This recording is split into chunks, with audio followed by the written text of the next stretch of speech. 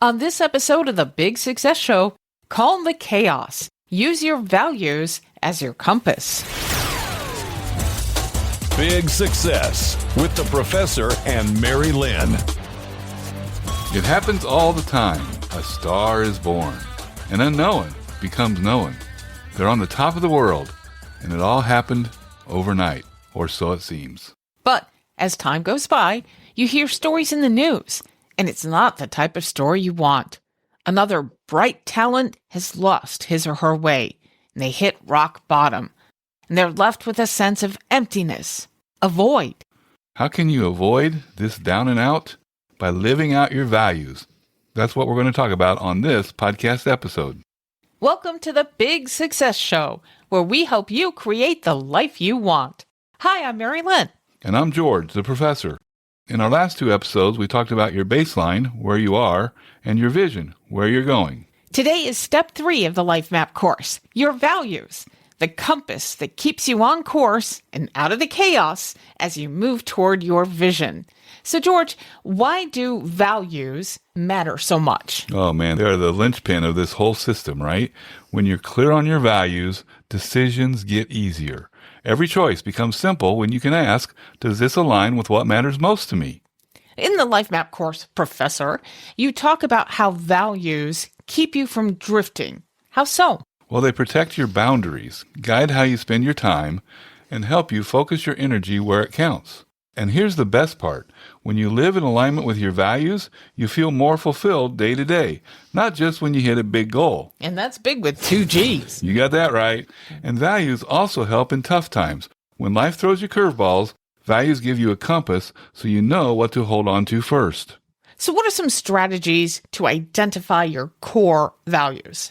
Well, Mary-Lynn, you can start by looking at the times you felt the most fulfilled. Maybe it was leading a project at work, or just being present with your family. Those peak moments point to the values that matter most. On the flip side, think about what frustrates you. That usually means your values are being violated.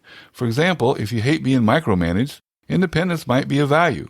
Once you spend a little time brainstorming, narrow it down to 3 to 5. Keep it simple, and don't just write down a word. Define what it means to you. Okay, so let's just say, Professor, your value is health. Okay, that could mean having the energy to play with your kids, not just hitting the gym, right? Absolutely. Okay. And you know, it's so important, Mary-Lynn, you're highlighting this, is to make it personal and practical.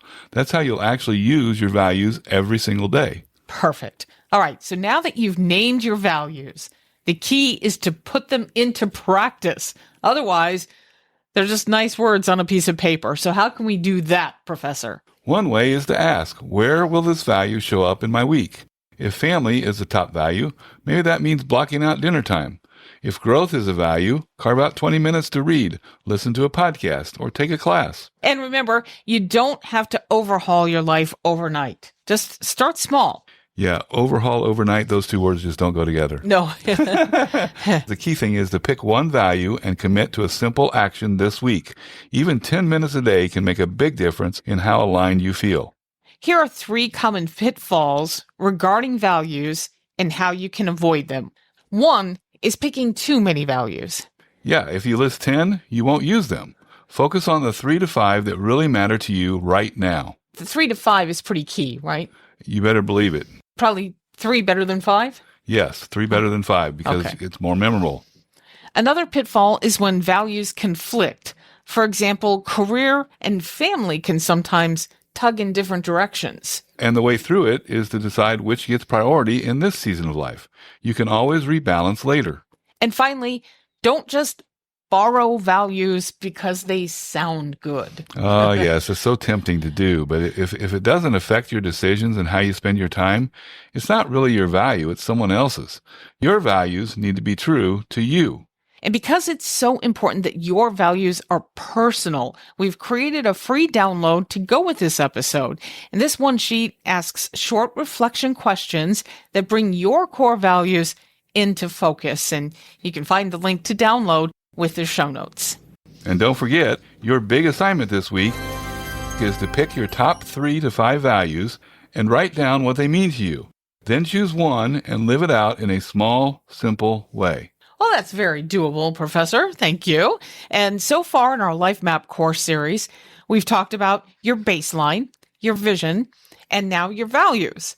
Together, these give you clarity on where you are, where you're going, and what keeps you true along the way.